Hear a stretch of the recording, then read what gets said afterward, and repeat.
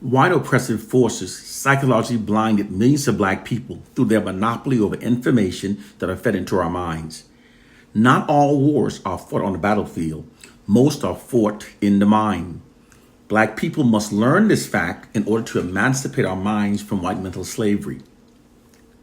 Once a false belief has been successfully embedded into the human mind, the person will then only notice those incidents that appear to confirm the false embedded belief, and will then become psychologically blinded from noticing the greater amount of evidences refuting the false belief. Then, based upon this distorted mindset, the person will then insist that he has confirmed the false embedded belief, although he has in fact not. Many people see only what they've been programmed to see. It's an inherent flaw within the human psyche. The condition is called the illusory truth effect, also known as the illusionary truth effect. The illusory truth effect is when people have been made to believe that false information is true because of being constantly subjected to the false information, and then begins functioning based upon the false information. Here's an example that explains the program mental condition. If the false belief that all Asians are bad drivers has been successfully embedded into an individual's mind, he or she will then only notice those bad Asian drivers, those who appear to confirm the false embedded belief, and will become psychologically blinded from seeing or noticing the greater amount of excellent Asian drivers, thus refuting the false belief. Then, based upon this psychological blindness, he or she will then argue vehemently that they've witnessed it with their own eyes, that Asians are bad drivers. And there's nothing you can say to convince them differently. They will insist they've seen it with their own eyes. It's the inherent flaw within the human psyche. White oppressive forces have exploited this inherent flaw within the human psyche to mentally enslave millions of black people. They did so by embedding the false belief into the collective minds of black people that we are now our own worst enemies, that our racial group never supports each other, and that our racial group are instead like crabs in a bucket that only pulls each other down.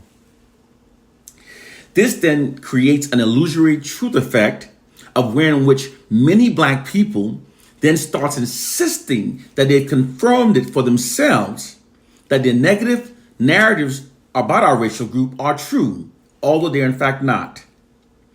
Those black people that are now insisting that those narratives are true are doing so because once those false beliefs were successfully embedded into their minds, then they only notice those smaller incidents that appear to confirm those embedded beliefs, and are psychologically blinded from noticing all the other greater amount of evidences refuting the false beliefs. One such major incident proving this fact was the election of President Obama. During the 2008 election of President Obama, he received more black votes than any other previous president in U.S. history. Millions of black people that had never before voted in any previous election registered and voted for Obama in 2008. In some states, black people stood in voting lines for up to 5 hours. During Obama's inauguration, millions of black people showed up in Washington, D.C. in record-breaking numbers at their own expenses, filling up those expensive hotels. And they stood outside in record-breaking cold temperatures to witness Obama being sworn in as the first African-American president. Moreover, if our racial group never supports each other, how was it possible that millions of black men showed up in support of Farrakhan at the Million Man March? Again, at their own expenses. How is that possible? If black people never support each other, why then did millions go to the streets protesting the killings of George Floyd and Trayvon Martin and so many more? These facts and countless more totally destroys the myth, the lie that black people never support each other, that we're like crabs in a bucket, only want to pull each other down. However, because those beliefs were successfully embedded into the collective minds of millions of black people, many are psychologically blinded from seeing the greater amount of evidences that refutes those false embedded beliefs. Those black people that insist that they confirm their negative assessments about our racial group based upon their own individual experiences are delusional, because it's not humanly possible to assess the collective state of millions of people based on anyone's individual experiences. Case, point, and proof. I will prove to you that you cannot confirm your negative assessment about our racial group based upon your own experiences. I'm going to prove it to you right now. If every day that I walk out of my house, I personally witness a different black person committing a crime, that would mean that I witnessed 365 crimes being committed by a black person. Yes, indeed, that would be an extremely high number. However, those 365 black crimes makes up less than 1% of the over 55 million African Americans living in the United States. The point I'm making here is that it's not humanly possible to confirm any negative assessment of our racial group based upon what's being seen by an individual. Those black people that insist that they confirm their negative assessment about our racial group are doing so based upon information that they've received from the white society. Because it's not humanly possible to assess millions of people based on anyone's individual experiences. It's not humanly possible. Those negative assessments about our racial group were actually deliberately embedded into our collective minds by white oppressive forces. The white society writes all black societal narratives, statistics, study results. They also write the history we're taught about ourselves in our schools. The white society also controls all black mainstream media images. They therefore literally owns our perceptions of ourselves collectively, as well as our interpretation of reality. They maintain their social dominance over us by keeping us believing the fraudulent worst possible narratives about ourselves, which includes that we are now our worst enemies, that our racial group never supports each other, and that our racial group are instead like crabs in a bucket that only wants to pull each other down.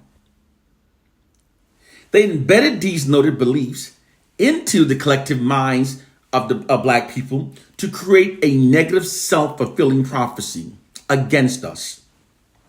A self-fulfilling prophecy is a process through which an originally false narrative leads to its own confirmation. In a self-fulfilling prophecy, people start acting based upon the false narrative about themselves, thus making it true. This is because people's beliefs influence their actions.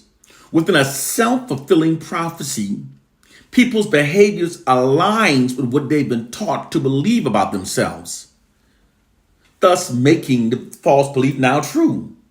It doesn't matter if the information presented is untrue. Most black people will act accordingly to it because they've all been given the same disinformation about ourselves. When black people are made to believe that we are our own worst enemies, that we're like crabs in a bucket only trying to pull each other down, and that we never support each other, this directly negatively affects how we perceive each other, how we treat each other, how we interact with each other, how we function as a culture.